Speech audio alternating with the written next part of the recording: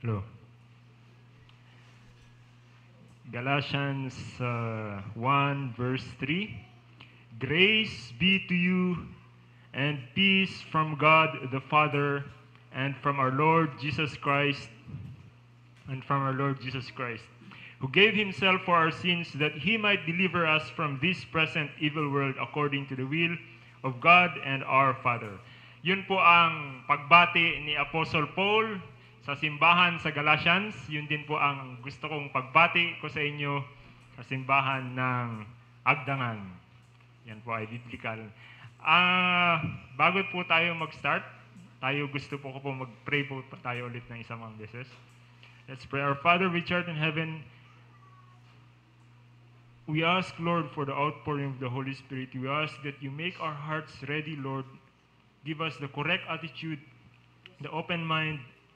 Give me, Lord, wisdom and understanding as I utter your word.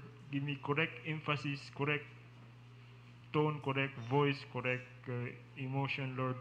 Guide, Lord, the utterance of your word. Guide the listeners, Lord. Be with us today. Help us see you, Lord, in all the things that we are going to do today. In Jesus' holy name we pray. Amen.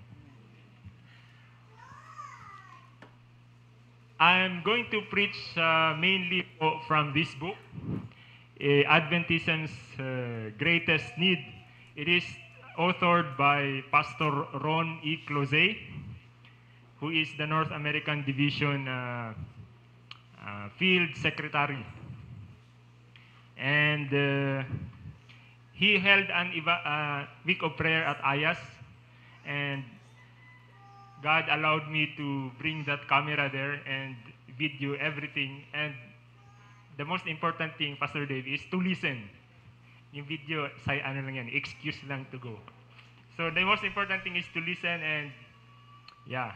So there are so many nice stories, and the presentation this morning will be just hymns, testimonies, Bible verses, at saka Spirit of Prophecy quotes na nandito. Sabi ng mga pastor, paserox yan, paserox. Sabi ko, I am teaching intellectual property rights at AUP. Nakakahiya. It's not a good example to be photocopying. Sabi ko, pag hindi natin nirespeto ang copyright law, paano na lang ang ating publishing ministry? Xerox na lang lahat. So, ang ginawa ko na lang po, kinopya ko lahat ng Bible verse na nandyan, tsaka lahat ng SOP quotations, tsaka lahat ng kwento, ikikwento ko na sa inyo. So, the greatest need of Adventists is the outpouring of the Holy Spirit. Marami pong kanta ito, and we are going to sing along. Relax lang po kayo. Ito a cappella kasi wala sa hymnal. Ano tayo? Holy Spirit of God, dwell in me and rule my heart. Cast away every sin in my soul. Will you take a full control of my life and make me whole? Holy Spirit of God, dwell in me. Meron po tayong kapatid. Ang pangalan ay si Gao Hung Che. Si Gao Hung Che po ay page 21. Nasaan ba yan? Si Gao Hung Che po ay nabaptized sa Adventist Church. Oh, by the way, before we start, hindi pa pala ako tapos ng ating greeting. Binabati ko po ang simbahan sa Agdangan. I forgot, Pastor Dave. Alam ko po na tayo ay lahat Adventist, tayo lahat ay naniniwala sa Holy Scriptures, tayo lahat ay naniniwala sa Trinity, tayo lahat ay naniniwala sa Father, we all believe in the Son, the Holy Spirit, we all believe in creation, we all believe that we were made perfect, but we have fallen and we have disobeyed, which is our nature. We all believe that there is a great controversy between good and evil, between Christ and Satan. We all believe Bakit natin binabasa ito? Kasi para malaman natin ang ating fundamental beliefs. Kasi narinig ko kanina sa Sabbath School, paano yung ating mga kabataan? Baka maligaw. So para safe, kailangan alam natin yung ating mga beliefs bago tayo pupunta sa Word. We all believe that of the life, the death, and the resurrection of Christ, which is the gospel. We all believe in the experience of salvation. We all believe that we should all grow in Christ. Tuloy-tuloy po ito ang sanctification. We all believe that there is such a thing as a church. Hindi yung kanya-kanya na lang doon. Meron talagang church. We all believe that we, as a Seventh-day Adventist church, are the remnant and we have a mission. Of course, the mission comes from Jesus. And we have a mission, and yung remnant na yan po ay, of course, that's another sermon. We all believe that we are supposed to be united as the body of Christ. Iba-iba, may kanan, may kaliwa, may nasa taas, may ulo, may mata, and we are the church is a body of many members. We believe in baptism. We follow God's, Jesus. Sabi ni Jesus, do this in the Lord's Supper. We believe that we have all gifts for ministries, spiritual gifts, yung dinidiscuss na ni Pastor Dave kanina. We believe in the gift of prophecy as manifested in the ministry of Ellen G. White. We also believe in the law of God. Memorize natin from elementary school, high school, college. Memorize natin yung 10 Commandments. Especially, our emphasis is on the 4th commandment, the Sabbath. We believe in that. We believe in stewardship, tithes, and offerings, and giving everything to the poor. We believe in Christian behavior. Dito tayo, purity, health, and joy. We believe in marriage and the family. We believe in Christ's ministry in the heavenly sanctuary. Meron akong narinig na sermon. Kung gagawin natin lahat, para rin tayong iba-ibang Christian denominations. Maliban lang, kung dito, ito lang yung, hindi pala nakakita, no? Anyway, we believe in the Christ ministry in the heavenly sanctuary. And of course, we believe in the 25th fundamental belief, second coming of Christ. And then we believe that we are going to die, most of us, kung hindi pa second coming. The wages of sin is death, but we are going to have eternal life. We believe that there will be 1,000 years in heaven, the millennium, the end of sin. This is number 27, fundamental belief. Number 28 is the new earth, in which righteousness dwells. No more sorrow, no more crying. Ano ang number 10? Teacher ako eh. Kita niyo yan? Hindi niyo alam. Number 10, experience of salvation. I'm just trying to quiz you. Number 10 is experience of salvation. Anyway, kahit hindi natin memorize in sequence, the more we read, the more we hear, the more it is refreshed in our mind. Kaya pag meron tayong sagap na ibang klaseng doctrine, totoo ba yan o hindi? Alam natin kung saan tayo stand. Balik tayo sa ating kwento. That's the introduction.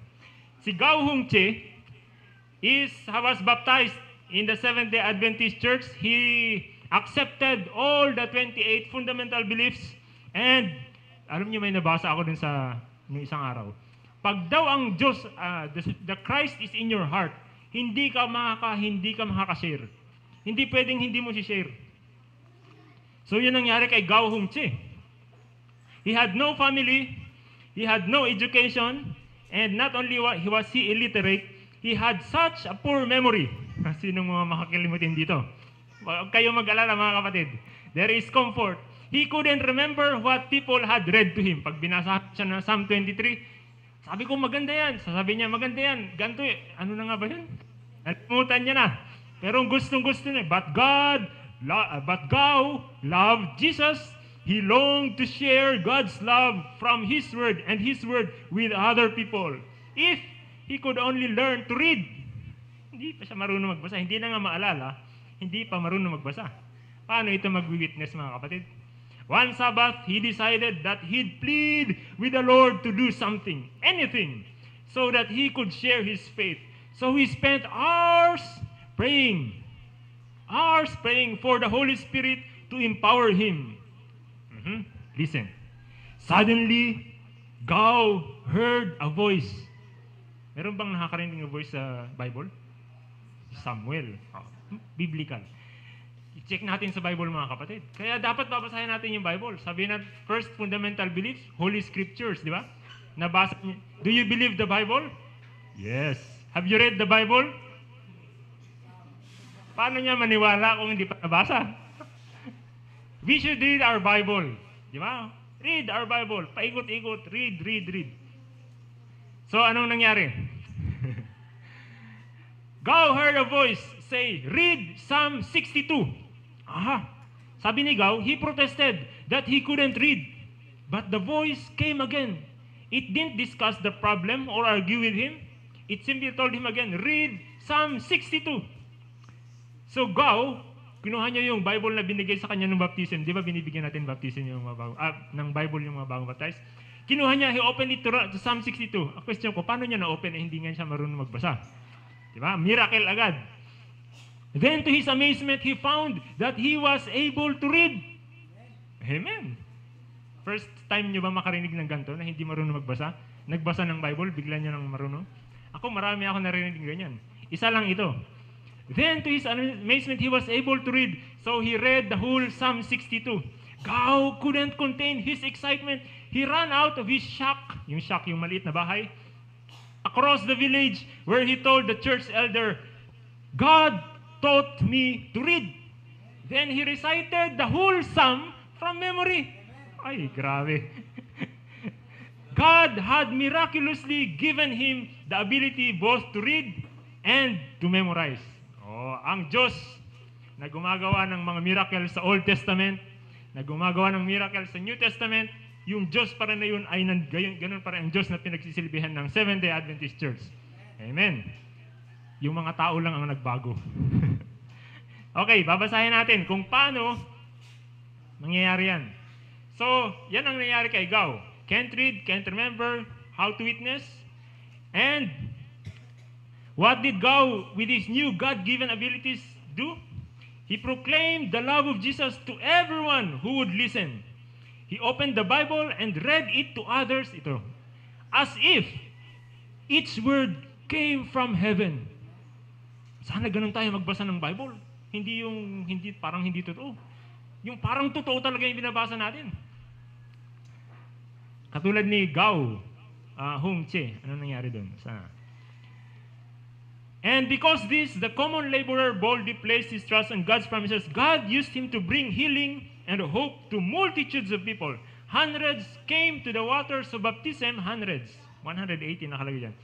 Due to his testimony, 180 in the first year after he was baptized. Totoo yan. Hindi, binasa ko. Pastor Ron Closet is spent 14 years teaching in Southern Adventist University.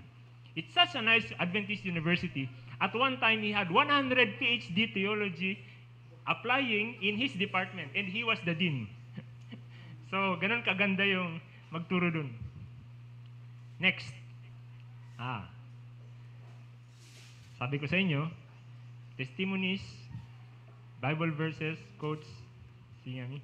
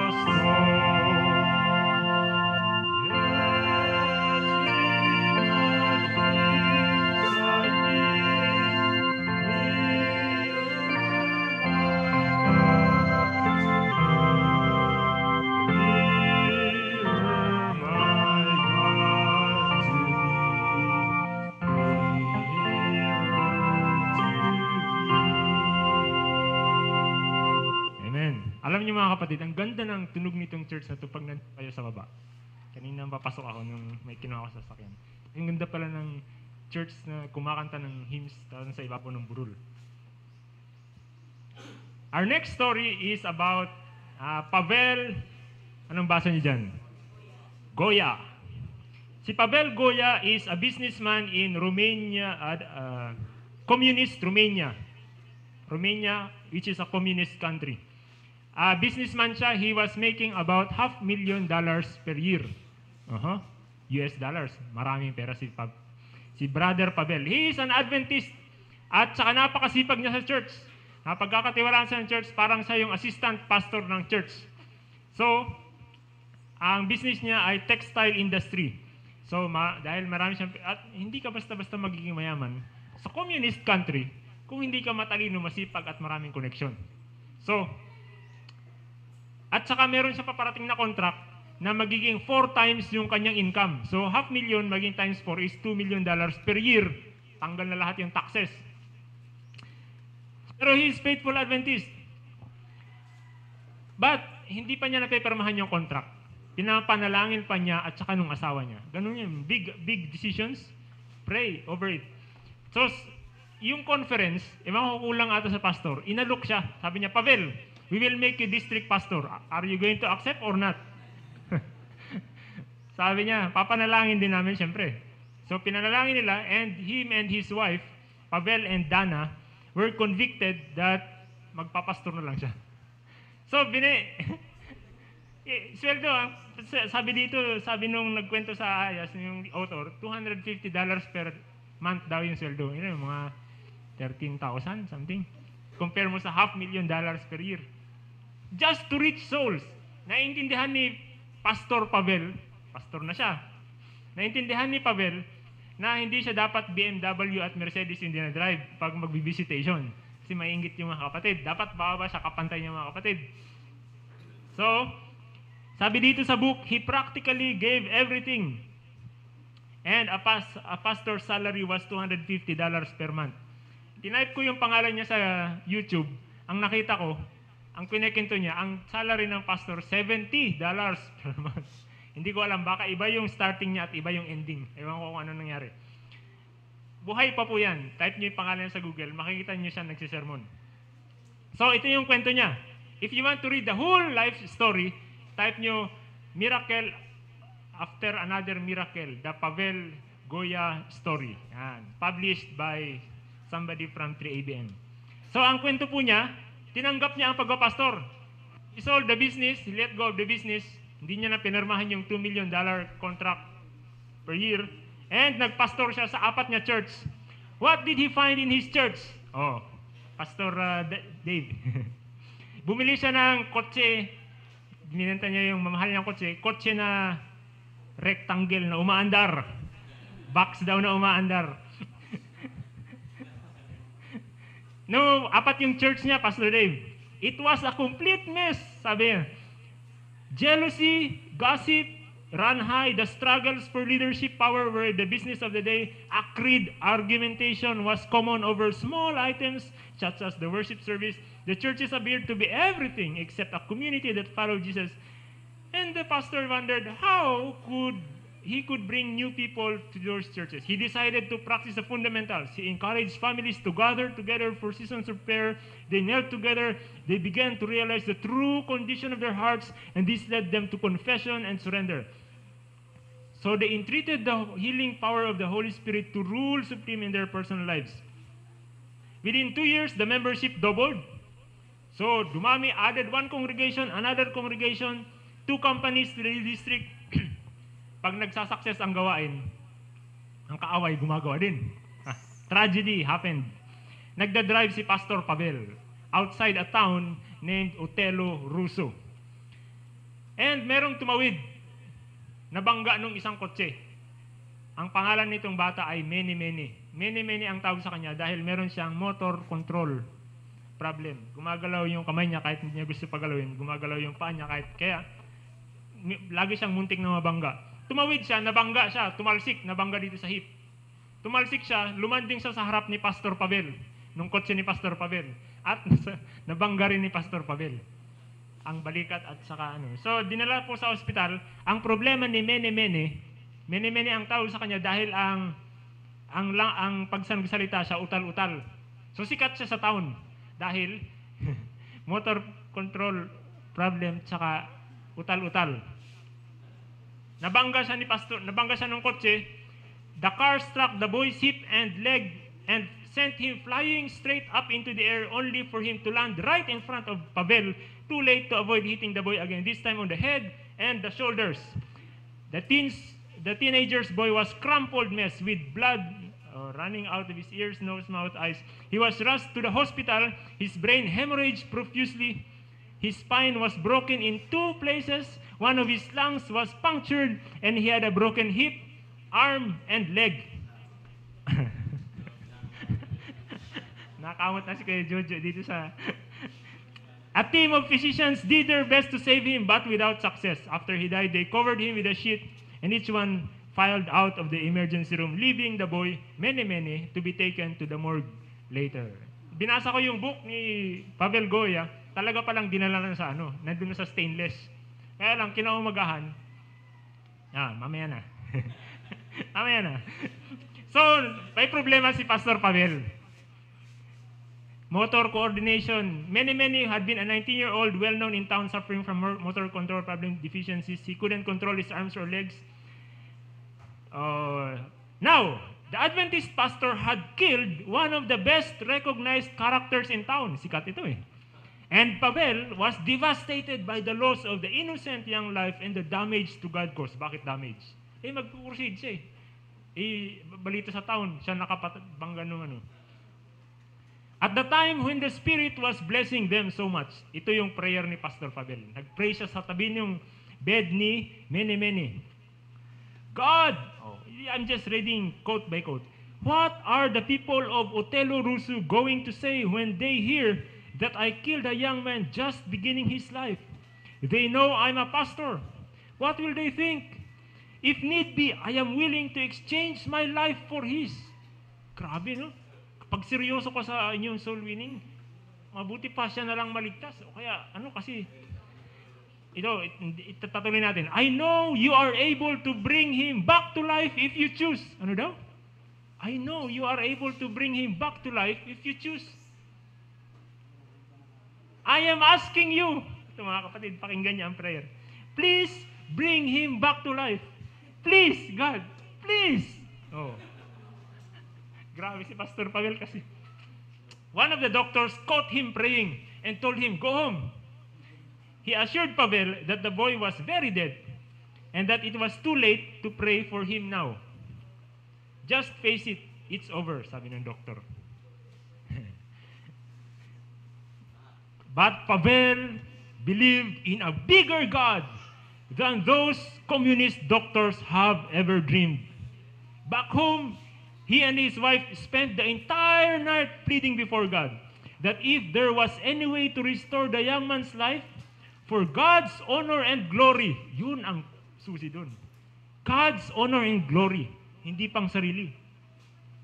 To please do it, and they accepted God's will whichever it went. So ang prayer nila, if Lord, ito ang request namin, if it is your will for your honor and glory, ito po ang request namin, please. But whether or not yes, pag yes ang sagot mo or no, we accept that is your will, it is for the best. So they are open to yes or no, pero may request sila. So accepted God's will whichever it went. So no problem. In the morning, Pavel returned to the hospital to meet the family, but instead found a commotion around Mene, who was now sitting up in bed eating. Eating. He was alive. A host of medical, yung kinikwento kanina, nasa stainless na pala siya. Pero nung umaga, bakit mayroong nakaupo dun sa Hindi yan dyan. Balik niyo yan sa room. So, hindi ko alam kung ano yun. A host of medical professionals crowded into the room, bewildered, comparing x-rays from that morning with the ones taken the day before. To the inexplicable amazement of everyone, the new x-rays showed absolutely no damage whatsoever to the brain, the spine, hip, or lungs. The young man had only a broken arm and a leg. Praise the Lord. Grabe. The young man, okay. And the teen, when the young man had only a broken arm and leg. In addition, his speech was perfect for the first time in his life. Utal-utal siya, friends, galing sa panganak hanggang sa mabangga at mapatay. Nung buhayin siya ng Diyos, straight na ang salita niya. Another miracle. And when the teen was discharged, they saw that he had full control of his arms and legs. Grabe. Praise the Lord. So, yan po ang kwento. Actually, marami pang kwento si Pastor Pavel. At iniisip ko, bakit ganun? Bakit yung iba tayo sa atin, panalangin na pala, hindi nasagot ang Diyos, ano? Bakit si Pastor Pavel? Naisip ko, million yung give up niya. Di ba? Bakit? Blessings in proportion to self-sacrifice. Hindi nagbago ang Diyos, mga kapatid. Yung mga tao ang nagbago. Acts 4:32, and the multitude of them that believed were of one heart and of one soul. Neither said any of them the oath the things which he possessed his own, but they had all things common with great power. Mali. With great power. Yun, ang tamang intonation ng great. God, great power gave the apostles witness to the resurrection of the Lord Jesus, and great grace was upon them all. Kasi what else? 2 Corinthians 6:9, but this I say, he which soweth sparingly shall reap also sparingly, and he which soweth bountifully shall reap also bountifully. Now he that ministereth seed to the sower both ministereth bread for your food, and multiply your own seed, and increase the fruits of your righteousness, being rich in everything to all bountifulness, which causeth through us thanksgiving to God. Malalim ang KJV, ano? What else? Matthew 5:3, blessed are the poor in spirit, for theirs is the kingdom of God. Yan yung sinasabi. Pastor Pavel gave to the poor. Ito, sabi ni Ellen G. White sa 3 Special Messages 426, paragraph 4. Before giving us the baptism of the Holy Spirit, our Heavenly Father will try us to see if we can live without dishonoring Him. Yang try na yan, test yan. Minsan test ng walang pera, minsan test ng napakaraming pera. Kung saan ka man napunta, let us honor God. And then meron tayong isang brother, si Brother Mike. Si Brother Mike po ay church member ni Pastor Ron Close sa somewhere nung bata pa siyang pastor. Si Brother Mike ay napakasipag. Siya po ay chemical engineer. Tapos he is very athletic. He married nung hindi pa siya Adventist. He married Olympian. Ewan ko kung runner o tumbling o kung ano. But very athletic people. So, hindi sila Adventist, siguro nag-away sila, siguro pareho sila matigas ulo. Sa US, divorce. So, mag-isa na to si Mike sa bahay niya, yung asawa niya, umalis na. Tapos, he was a chemical engineer, had many contracts. House is big, 4 rooms. Tapos, naka-receive siya nung, di ba, pag nagko-crusade tayo, meron tayong pinapadala sa mga mail. Invitation. Binasa niya. Tinapon niya. Next year, ano sabi ni Ellen G. White, pag nag-crusade ko dyan, balikan mo ulit kasi meron pa dun. Second harvest. Next year, nakatanggap ulit siya. Katapon niya sana ulit. Pero meron parang nagsasabi sa kanya na last chance mo na yan. Pag hindi mo yung binasa, last chance mo na yan. Sabi niya, bakit kaya parang may nag-uudyok sa akin na mag-ano? Attend kaya ako. So attend siya. He is a very careful thinker. Kasi chemical engineer, nak-take ba kayong chemistry? Di ba madali lang? Oh. Paano kaya kung maging chemical engineer ka pa, Brother Dave? Natawa yung iba dun, no? So, naging siyang chemical engineer. He is a careful thinker. Chemical engineer, hindi siya madaling utuin. So, pumunta siya sa crusade ng Adventist, crusade natin. And he took notes. He is very serious guy. Took notes of everything. Usually, sa first day, sa US, confidence in the scripture yan, di ba? Prophecies. Take note siya. Pag uwi niya, sabi niya, totoo kaya to? Tingnan niya sa Bible, lahat. Tama lahat. Malinaw. Alam mo mga kapatid, napakaganda ng Adventist message. Kahit na crusade, pakinggan natin, attend tayo natin para lahat tayo pwede mag-share, di ba? So, second night, ganun ulit. Pinag-aaralan ni Brother Mike hanggang alas 2 ng umaga. Chine-check talaga niya. Ay, careful thinker. Hindi mo maluloko itong chemical engineer. Chine-check niya. Paganda ng paganda. Hindi siya makontento. Alas 2 ng umaga, alas 3 ng umaga, every night. Pagkatapos ng service, pinag-aaralan niya hanggang minsan alas 5 ng umaga. And of course, nung mag-appeal yung pastor, unang-una siya dun sa harap. Malinaw ang Adventist message, mga kapatid. Pinakamalinaw, pinakamaganda, napakaganda ng Adventist message. So, nung mag-appeal ang pastor, it's very visible. Andun sa harap, una siya. Nagpabinyag siya. Seryoso siya sa outreach. Tapos, ang kwento, wala dito sa book. Ang kwento ni Pastor Ron Close, na-introduce siya sa writings ni Ellen G. White. Usually, pag nagbibigay tayo ng writings ni Ellen G. White, ang binibigyan natin, Desire of Ages, Steps to Christ, o kaya Great Controversy kung intellectual ng mga tao. Steps to Christ kasi maliliit. Yung mga ganun, mga introductory. May problema, itong si Mike, ang nabigay sa kanya, heavyweight na book. Sabi ni Pastor Ron Close sa Ayas, heavyweight na book. Ang napunta sa kanya, Counsels to Diet and Food. Nako! Yan, kahit tayo minsan, ayaw natin maniwala, di ba? Yan ang napunta kay Mike. Bagong binyag, Counsel to Diet and Food. Binasa ni Mike, seryoso ito sa kanyang mga discovery. Sinundan niya lahat. Brother Dave. Ay, grabe. Overtaken niya tayo lahat, no?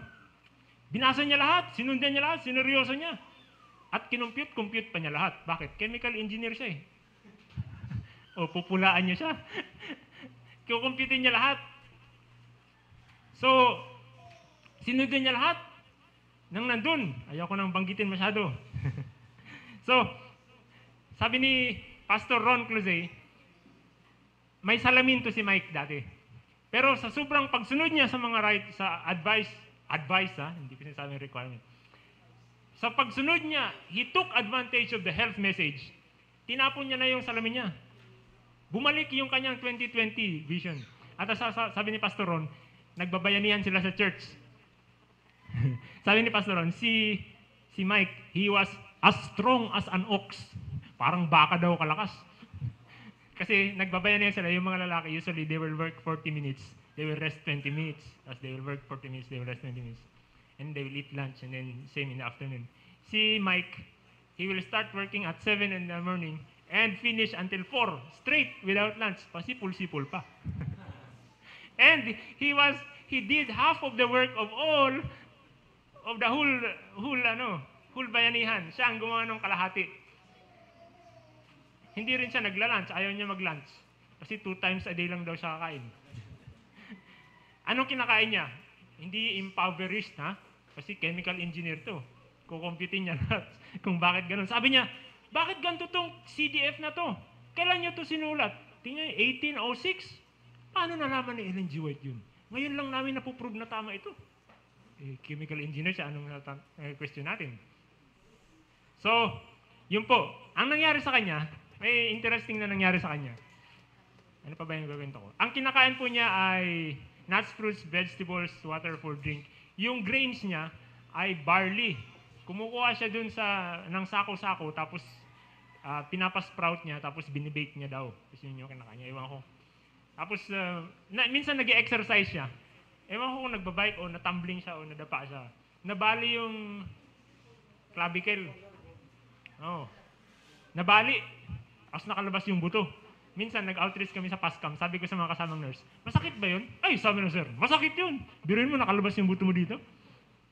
So po, nung lumabas yung masakit, nanalangin si Brother Mike. Seryoso ito sa kanyang religion, mga kapatid. Adventist guy.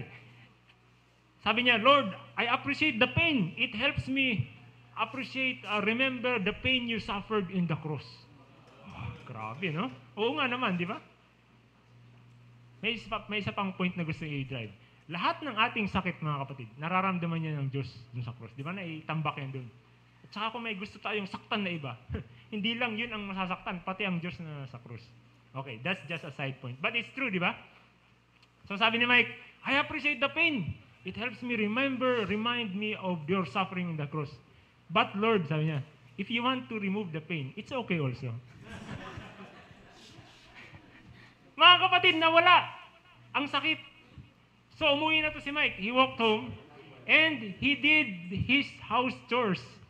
Ewan ko, nililisan niya yung 4 na rooms ng bahay niya. Tapos naalala niya, meron nga pala akong nakalabas na buto dito. So pumunta siya sa hospital. Pagdating niya sa hospital, nagambala yung mga tao doon. Oh, meron naglalakad na nakalabas na buto dito. Gulat sila lahat. Halika dito, ayusin natin yan. Sabi ng doktor, what are you on? Akala niya addict. Yung nakatake na hindi nakakaramdam ng sakit. Seryoso ito si Brother Mike. Sabi niya, I am on Jesus. Akala ng doktor, may ano siya. Halika na dito, ayusin na natin yan. Inayos niya. Sabi niya, Mike, ganito. Kumain ka ng maraming calcium. Ganito ang calcium. Ako mo yan sa egg, sa fish, ganito. Matagal na itong vegan. Paano nagbasa ng CDF? Isip niya, hindi na ako makain. Magre-research na ako. Research na ng calcium. Research niya, kiwi fruit. Nagtambak siya ng maraming kiwi fruit. Tambak siya maraming kiwi fruit. Tapos, lagay niya sabi nung nag-ayos ng clavicle niya, 4 months healing, balik ka, for 6 weeks, balik ka after 4 weeks. Check natin. 3 weeks pa lang, friend. Bumalik na si Mike. Ayos na. Pinupukpok ng doktor ngayon. Talaga bang nandyan yan? Ano nangyari? So, ewan ko. Yan ang mga kwento ni Mike.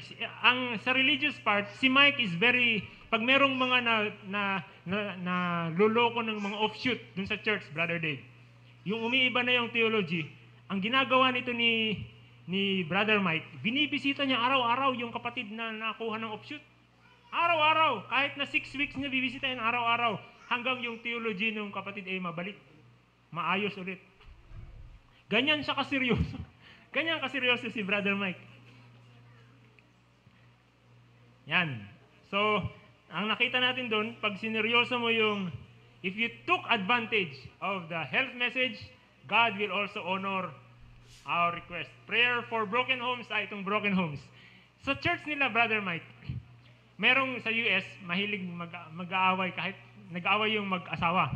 Tapos, nakikick out yung lalaki. Pag nakick out yung lalaki, mga members ng church, sabi ni Mike, dun ka na lang tumira muna sa akin kasi malaki yung bahay ko. So, dun siya titira sa kanya. 4 yung rooms niya, di ba? So, pag meron siyang 2 na-kick out sa church, may 2 siyang border na free dun sa kanyang bahay. Pag 4 yung na-kick out sa church, minsan napakarami na-kick out ng mga asawang babae. Di, lahat na tig-isang room yun.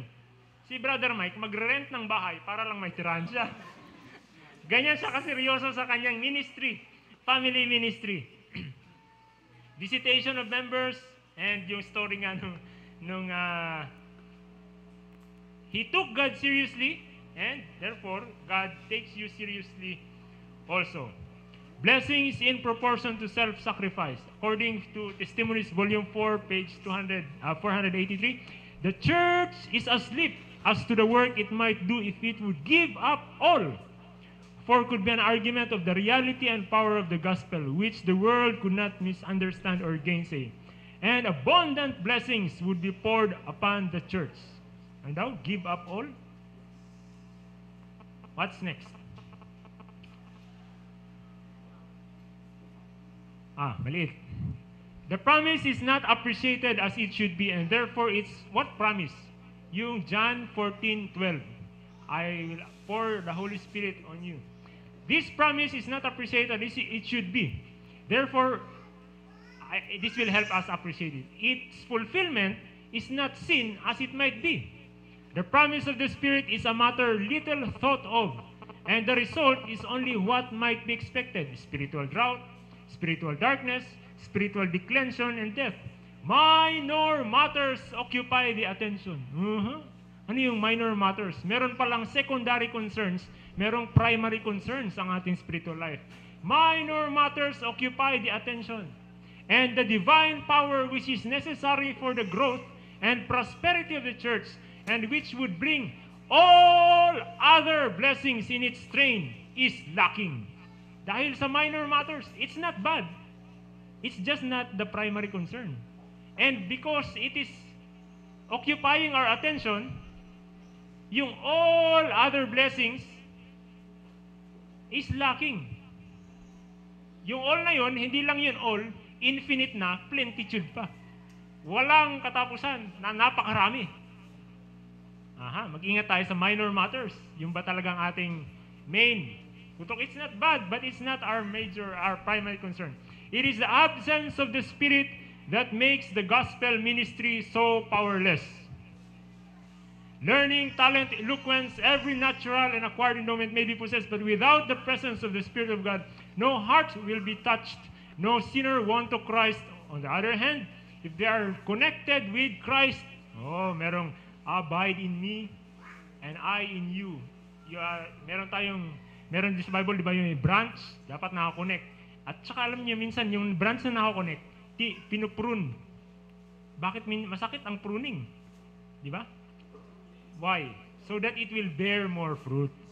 Kaya pag minsan mga kapatid, may nangyayari sa ating pagsiservice, para tayong pinuprune, baka ano yan? So that we might bear more fruit. Sana yun?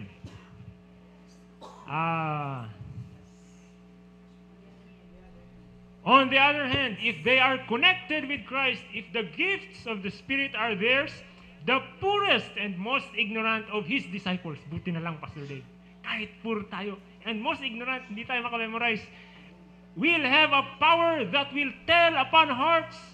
God makes them channels for the outflowing of the highest influence in the universe. This afternoon, tatalakayin natin yung mga bagay na nagpo-promote ng outpouring of the Holy Spirit at ano rin yung mga bagay na naghihinder sa outpouring ng Holy Spirit.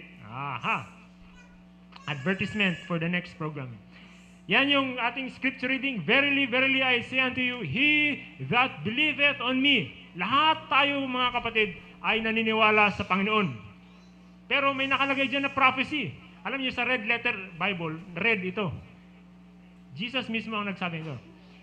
He that believeth on me, the works that I do, he shall do also. Nagpagaling si Jesus, nagbuhay ng patay, nag-preach, kung ano pa. He shall do also, according to Jesus. And greater works. Greater. Kung nagpakain si Jesus ng 5,000, siguro 10,000 o kaya 20,000. Promise yan sa Bible. The greater works than this shall he do because I go unto my Father. Una, binasa ko yung evangelism na book. Nakita ko dun, marami palang mga angel gusto mag-join ng evangelism. Pero sabi sa kanila, para yan sa mga tao na redeemed by the blood. Pero, minsan pala pinapayagan, Brother Dave. Mamaya may kwento ako. Bakit? Yung 3 angels message. Hindi ba angel nag-deliver nun? Minsan pinapayagan. Mamaya may kwento po ako maganda. But that is the promise. These sins are to be repeated. Yung sins ng Pentecost. And with greater power. The outpouring of the Holy Spirit on the day of Pentecost was the former rain, but the latter rain will be more abundant. The Spirit awaits our demand and reception. Christ is again to be revealed in His fullness by the Holy Spirit's power. Napakaraming theological discussions po niyan dito sa book. Merong personal latter rain, merong ang tawag dyan, yung lahatan na latter rain, worldwide latter rain. Ito po yung sinasabi ko na kwento ng mga angel. Si Davis Indians. Meron po tayong, ano page ito? 216. I put bookmarks on this book so I don't spend a lot of time fumbling around. Doon po sa ating, this is another Adventist story. Sabi sa Acts 14:17, God has not left Himself without a witness. So doon sa mga bundok na walang nakakarating na mga LE, mga Adventist nag-outreach, merong pa rin witness doon.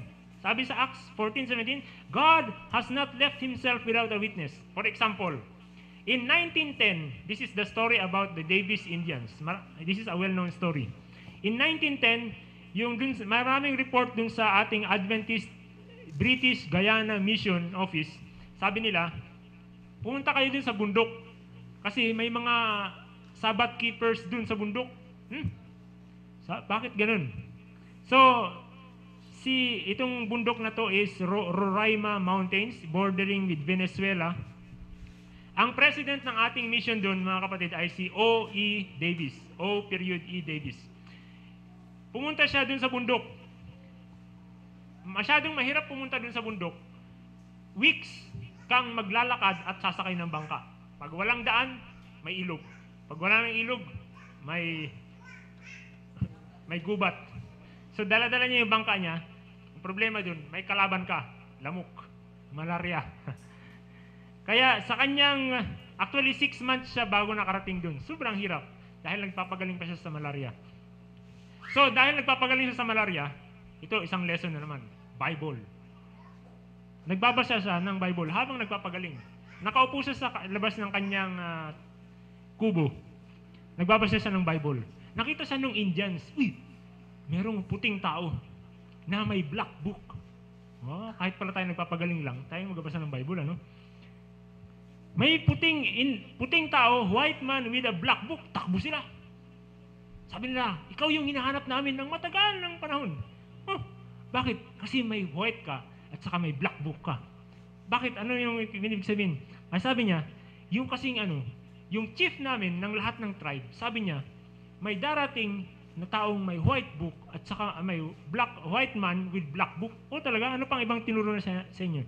So sabi, turuan mo kami anong laman yan. Sabi niya, may sakit pa ako. Hindi kami alis dito hanggat hindi mo ko turo yun. Makulit sila. Talaga kasi, ilang years na hinahanap yun. So, tinuruan niya. Nung tinuturuan niya, na-discover niya. Basahin natin.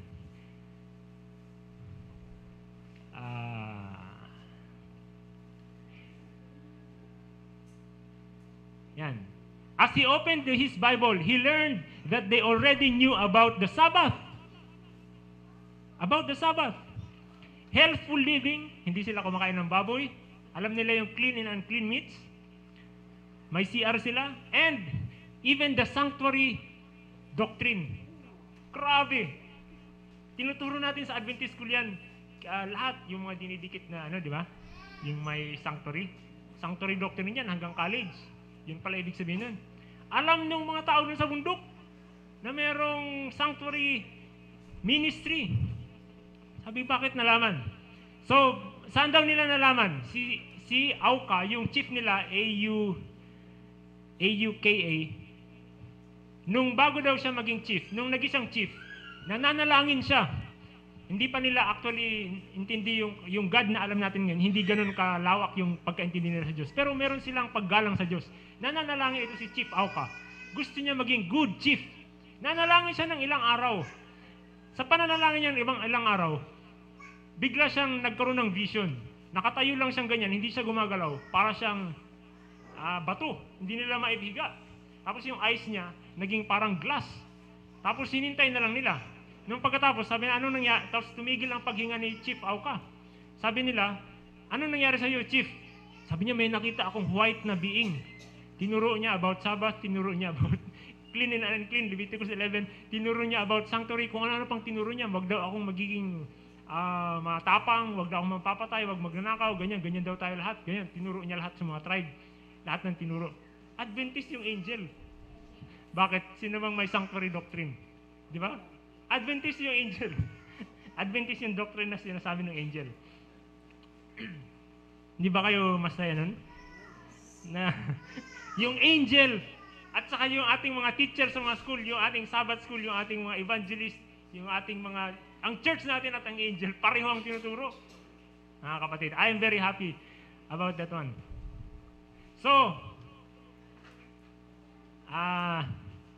Auka received many visions. He went around the various tribes teaching them each about the heavenly message, what the heavenly messenger had told him. They learned about the Sabbath, about clean and unclean meats, about how to pray, about Satan, about coming of Christ, Adventist talaga, about many other Bible teachings. Ito, angels taught Auka hymns. Hymns, hawakan niyo yung hymnal niyo. Hymns, I'm reading from the book. In multi-part harmony. Naku, quartet, duet. So he could teach them hymns so he could teach them to his people. Songs like, Shall we gather at the river? Tinuturo ng angel, mga kapatid. Panghawakan niyo yung hymnal niyo. There's not a friend like the lowly Jesus and others. He was told not to rule by force, not to kill, and introduced Oka to a whole new way of life. So, si Elder O.E. Davis, hindi na siya nakabalik. Actually, bumalik ulit siya. Tinuro niya na lahat ng pwedeng ng alam niya ituro, nang hindi pa nila alam, kasi marami na sila alam. Tapos namatay na siya dun. Mga missionary natin, mga kapatid, marami dyan hindi nakakabalik. Kaya, pero feasible. Bakit? Kasi maraming 3,000 Adventist Indians. Bubuhayin ka rin naman Diyos sa balang araw. Di ba? We are just sleeping. We don't die. We just sleep. Sabi nga. Today they are, so, before Elder Davis died, he told the tribes, God will send another God-man to you. Tapos noong 1927, Alfred and Betty Cott became full-time missionaries to the Davis Indians. Ayaw na nilang tawagin na kung anong pangalan ng klaseng tribe. Sabi nila, ang pangalan namin, Davis Indian. Bakit? Kasi si Pastor Davis yung unang pumunta dito na may white man with black book. So today there are over 3,000 Adventist Davis Indians who worship in 12 churches and 20 groups. The result of one hidden chief asking from the Great Spirit. Oh, kaya minsan yung angel pinapayagan din, Pastor Dave. That is the story of the Davis Indians. I have another song.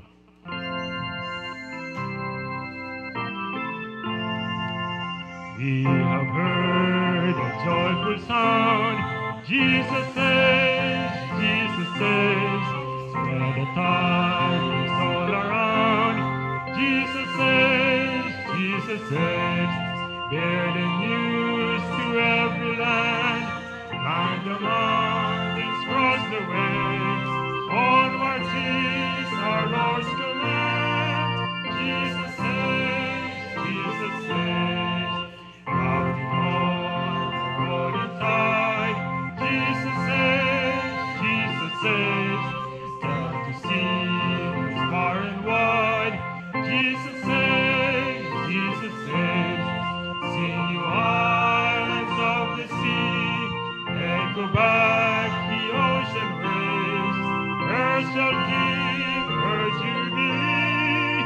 Jesus says. Nung nilagay ko to, hindi ko alam kung bakit nilagay ko, pero later nakita ko, climb the mountains. Di ba? Nasa bundok yung mga Indians. Meron pang isang kwento na similar to that. It is about the current people in Myanmar.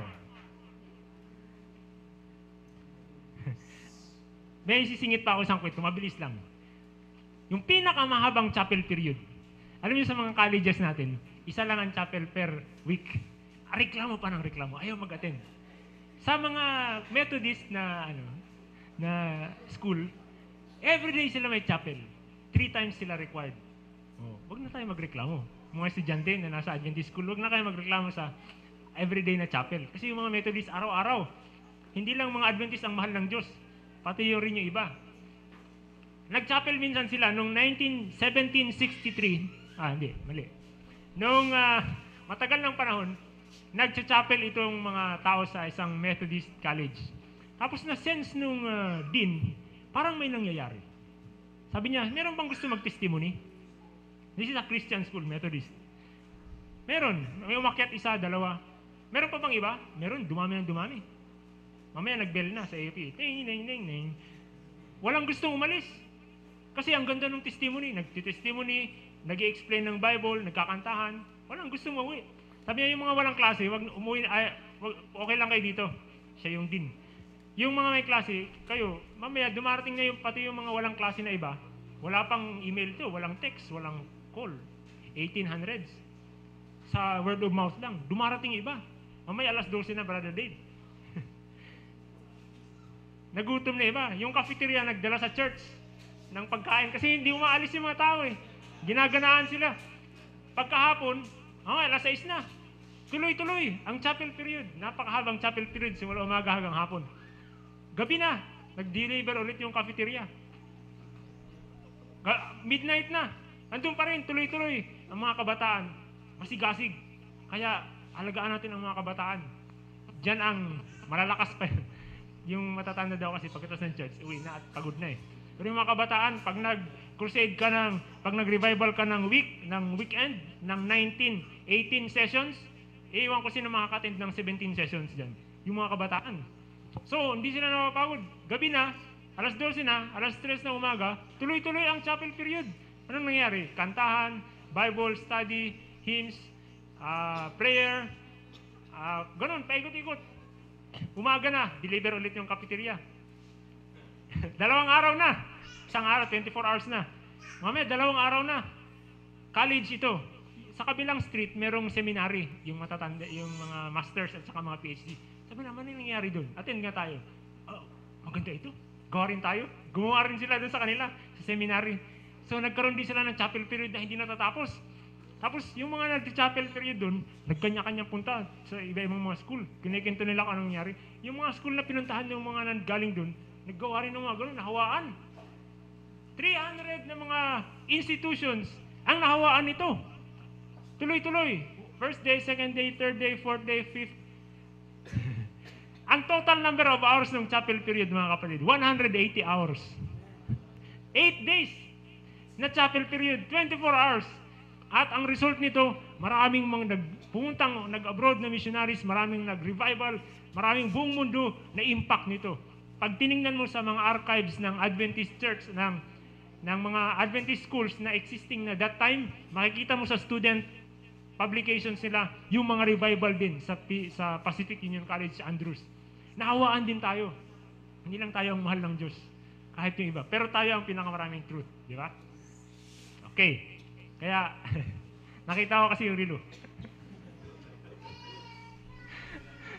Story of the current people. Parang ganun din po yung story ng current people. Huwag na natin gawin yung current people. Ito na lang, si Golden Lipani. Alam ko gustong-gusto niya mag-outreach. This is page 208. Golden Lipani was a Muslim in Malawi. Kung gusto niya mag-outreach, talagang gustong-gusto niya itong kwento. Gusto niya magpabinyag, gustong-gusto niya ito. Gusto niyo yung layman kayo na gusto niyo maraming madala sa langit dahil sa influence. Listen to this story. Lapani grew up in a Muslim. He was sick and he was sent home to die. But he had 3 dreams, which Jesus appeared to him and told him to be a Christian and that he would be healed. So he began reading the Bible. He accepted Jesus as his personal Savior and Lord and was completely healed. Immediately, he quit his work as biology teacher. He bought some land. So, teacher pala siya dati. Sabi niya, gusto kong full-time ministry. Pag teacher ka, mga 50 lang, everyday mapapasermonan mo. Kunyari, biology, tinuturo mo yung pala. Biology. Gusto ko mag-full-time. Bumili siya ng land, nag-farm siya. And God blessed his farm. Pastor Dave. Yung harvest niya sa farm, pinang-hire niya ng Bible workers. May sarili siyang Bible workers. Hindi lang siya ang nagsishare, nag-hire pa siya ng mga ibang tao na binubuhay niya galing sa farm. Bible workers. And he dedicated almost all his time to work for Jesus. As a result of this decision, he was stoned, burned, and poisoned. Matindi. Pag ikaw gumagawa sa gawain, be ready. Stones, fire, and poison. Enemies and former friends. Alam niyo kung bakit? Kasi Muslim siya. Nasa Muslim country siya. Hindi siya nag-aral ng Adventist-Muslim relation sa IAS o kaya sa AUP. Meron yan proper way. Siya, nakita niya, okay, dire-diretso ang preach niya. Crime yun sa Muslim. So, di babatuhin ka at susunugin ka at lalasunin. Enemies and former friends have tried to put him to death at least 25 times. Nakareceive na ba kayo ng death threat? Ito talagang pinapatay siya. 25 times since 1982.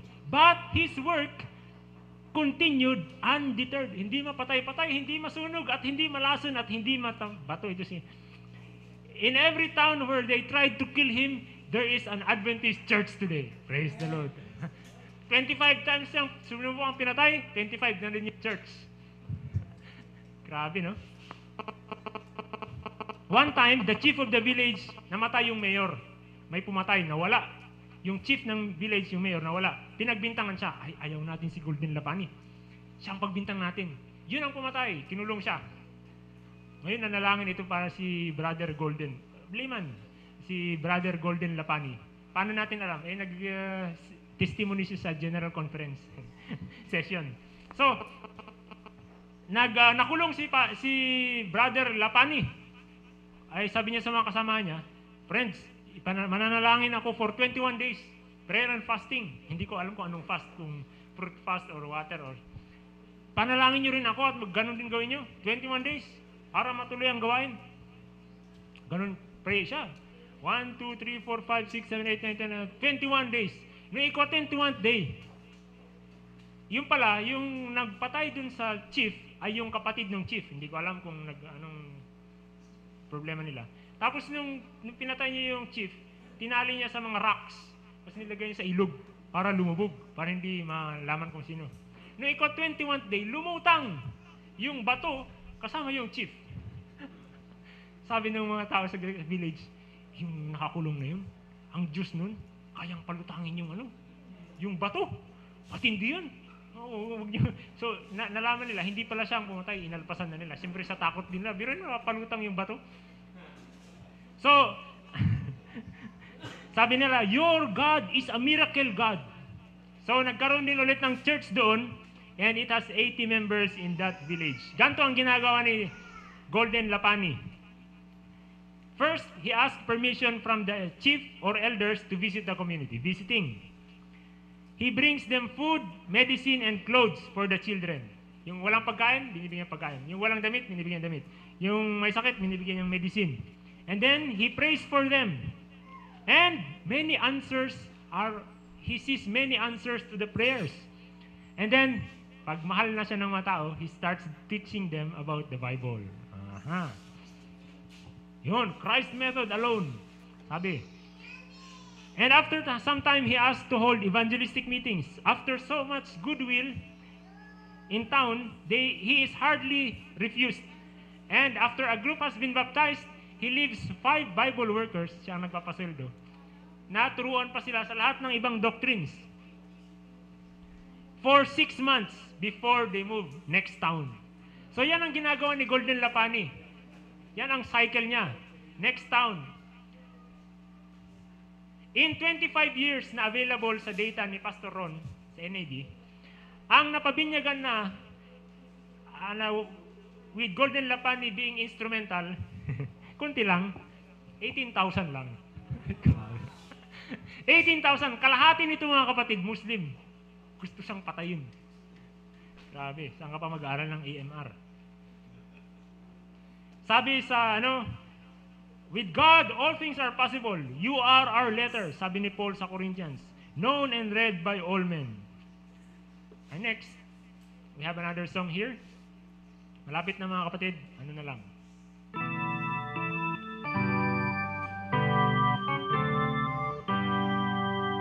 Jesus is all the world to me, my life, my joy, my all. He is my strength from day to day. Without Him I would fall. When I am sad, to Him I go. No other one can cheer me so. When I am sad, He makes me glad. He's my friend. Jesus is all the world to me, my friend in trial sore. I go to Him for blessings that He gives them over and o'er. He sends the sunshine and the rain. He sends the harvest, storm and rain. Sunshine and rain, harvest and rain. He's our friend. Yan. Sino nagpapalaki ng mga tanim ni Golden Lapani? Jesus is all the world. Sunshine and rain. Now, when they saw the boldness of Peter and John and perceived that they were unlearned and ignorant men, they marveled and took knowledge of them that they had been with Jesus. Sana ganyan, pag meron tayong nakakausap, biglang nasisend sila. Parang iba ito ah. With my soul, I have desired thee in the night. So magpipray tayo, we will seek God. Nakikita ko yung poster niyo doon. Revival and Reformation. Natutuwa po ako kung nakikita ko yan. Kasi gawayan Pastor Dave ni Pastor Orbe. Nakarating ko sa inyo yung DVD niyan. Ewan ko, pinabigay. Lahat yung may kaparis po yan, lahat na DVD, hingin nyo na lang. Ayun pala eh. Hingin nyo dyan kay Pastor Dave. Kung wala, papadalahan ka namin Pastor Dave. No, don't worry. So, seeking God. I seek thee every night. With my spirit within me, I will seek thee early.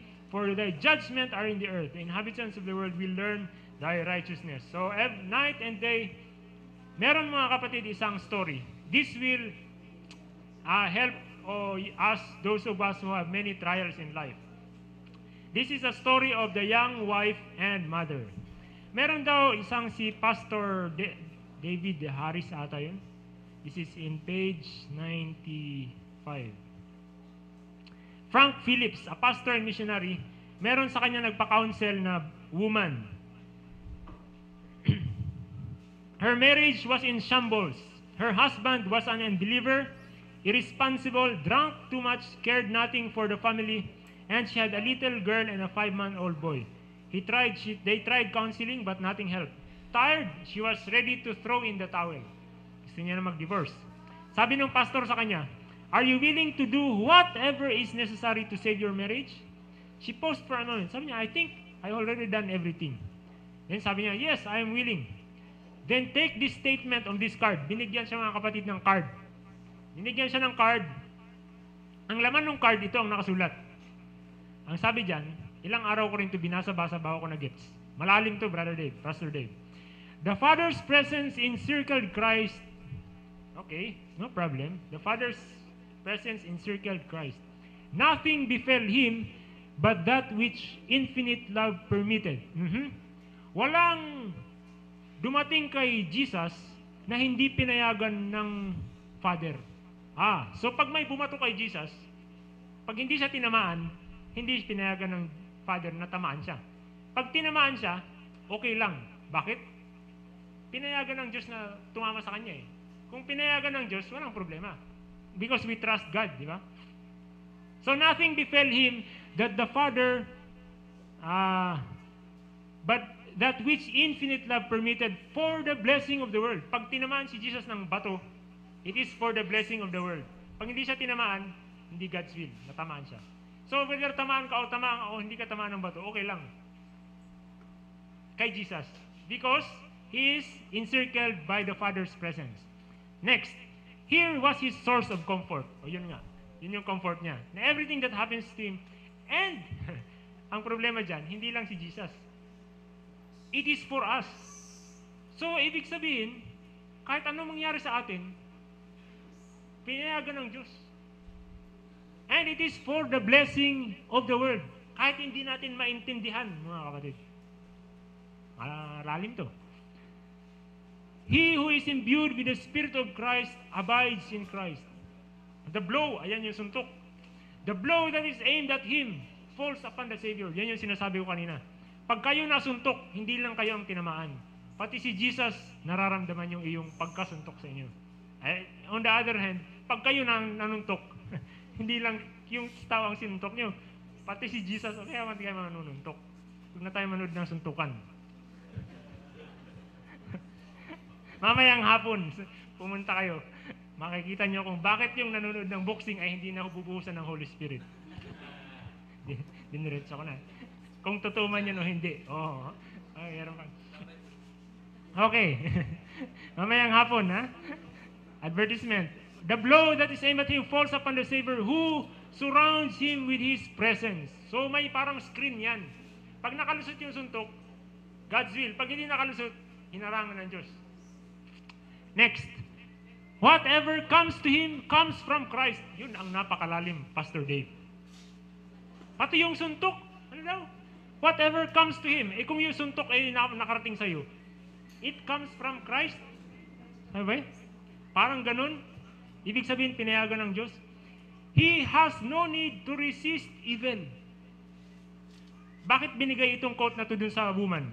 Kasi yung husband niya, drunkard, irresponsible, nambubugbog pa. He has no need to resist of evil, for Christ is His defense. Kung ayaw ng Diyos mangyari sa akin, pigilan niyan Diyos. Pag nangyari sa akin, it is for my perfecting of my character, probably.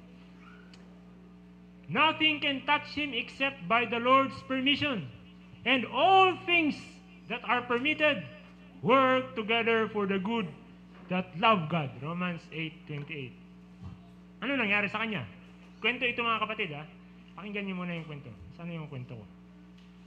Page 95. So, binasa niya ng binasa and sabi niya, sige, I will try to follow this. Pag may nangyari sa kanya, pag binugbog siya sa akin, sabi niya, praise the Lord. Yan ang sabi. It happens by... So, nagtataka yung walang nangyayari. Parang palala yung kanyang kalagayan sa kanyang family life. Parang hindi, malapit na siyang mag-give up. Biglang bumait yung asawa niya. Bumait yung asawa niya, napakabait. Mas mabait pa kaysa nung nangliligaw. Every night, dinidate siya. Bili ice cream, lalakad sa labas, magdadrive lang sila. Sabi niya, Marto, anong nangyari dito sa asawa ko? Biglang bumait ng napakabait na talaga. May trabaho na. Hindi na palipat-lipat ng trabaho. So, mas madali nang mag-praise the Lord pag madali ang buhay. Di ba? Ibig sabihin, may pagsubok na mahirap, may pagsubok din ng... Pero dapat we should always glorify God. So, ano nangyari? Tragedy. Yan na naman. Pag may nangyari mabuti, minsan may tragedy. Nag-date itong isang gabi, yung mag-asawa. Iniwan yung lola, saka yung dalawang anak sa bahay, yung isang bata. Problema, yung lola nag-take ng medicine. Nag-take ng medicine, naiwan niyang open yung, di ba sa US yung... Hindi na open basta-basta. Hindi niya na-close. Tapos natulog na siya. Itong bata na... Sana yun? Now, the 11th-month-old baby, kinuha niya yung medicine. At saka, he woke up and managed to crawl out of his crib. He reached the grandmother's pills and swallowed all of them. After a few minutes, he lay dying on the floor. When the grandmother woke up and saw what happened due to her neglect, she literally froze to her chair. She couldn't even scream for help, being in total shock. Hindi siya makatawag ng 911, hindi siya makasigaw. When the parents arrived, they grabbed the toddler and rushed him to the hospital. But he died only 1 hour later. How could this possibly be? From bliss to utter tragedy in 1 hour. The husband couldn't take it and he disappeared. Lumayas yung husband, hindi makayanan. The in-laws, hindi rin nila matake. The woman was alone and desperate and cried to God, how can I accept this as coming from you? Coming from you. How can I accept this as coming from you? Where am I?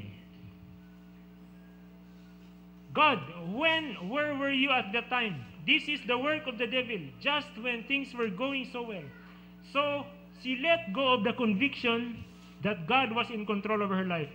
But she noticed that this made things worse. After 3 weeks, she was depressed, alone, and broken-hearted. One afternoon, kinocomfort siya ng mga church members. She saw someone from church pulling up in her driveway to visit her. Every visit was the same thing. People commiserated with her loss, but that only helped her keep focus on the tragedy. Nung naglalakad na yung church member papunta sa door niya, the Spirit impressed her. Sabi, did you not promise me you would take everything that happened to you as if coming from my hand? Sabi niya, nga no. Na-convict siya mga kapatid. And she cried. Sabi niya, yes Lord, I did. Please forgive me. I don't understand. This hurts so much. But I surrender even the death of my boy to you.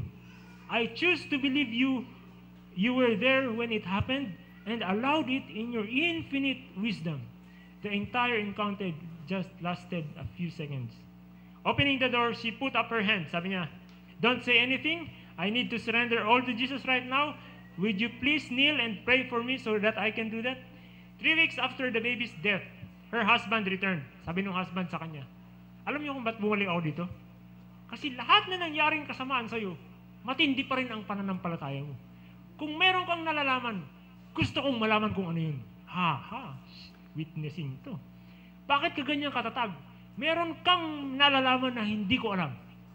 Ba't hindi ka sumusuko? Gusto kong malaman ano yun. Siyempre, share niya. Jesus.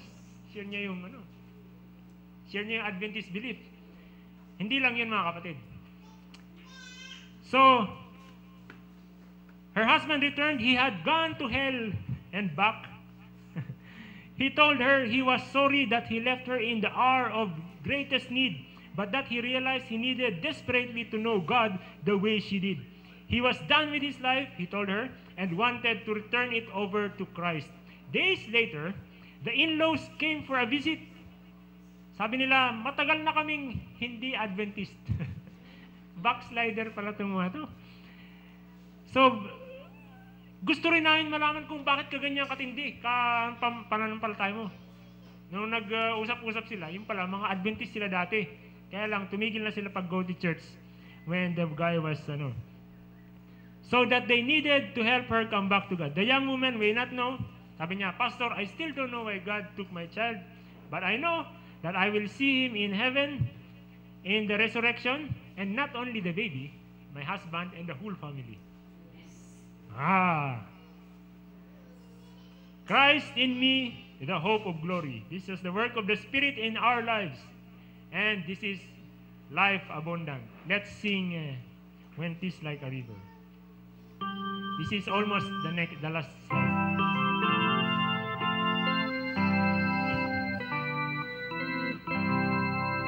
When 'tis like a river attended my way, when sorrows like sea billows roll, whatever my heart thou hast taught me to say, it is well with my soul. It is well with my soul. It is well with my soul. For the Lord himself shall descend from heaven with a shout, with the voice of the archangel, and with the trump of God, and the dead in Christ shall rise first. Amen. Then we which are alive and remain shall be caught up together with them in the clouds to meet the Lord in the air, and so shall we be ever with the Lord. Wherefore, comfort one another with these words. Doon tayo nakatingin, mga kapatid. We are Seventh-day Adventists waiting for the second coming. Let's sing...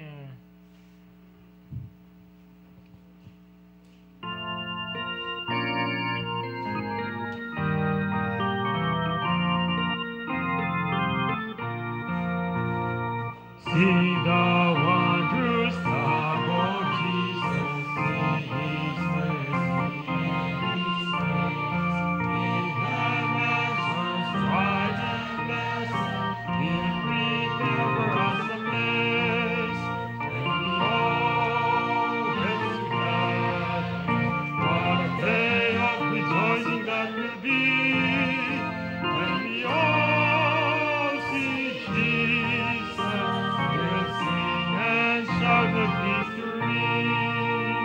Let's pray. Our Father in heaven, we thank you, Lord, for the outpouring of the Holy Spirit in other people's lives. Lord, we want also that you will do this in our lives. Give us the correct attitude, the correct mindset, the correct process, the correct Bible study, the correct emotions, so that we will be ready for your Spirit to be outpoured on us. Give us wisdom and understanding, Lord, in our life, and give us a hunger and thirst for you, to seek your presence, to seek your word, to put your word into our hearts so that we might not sin against thee. Our Father, please bless all these faithful ones who have come to listen to your word. Thank you for hearing and answering our prayers. In Jesus' name, amen.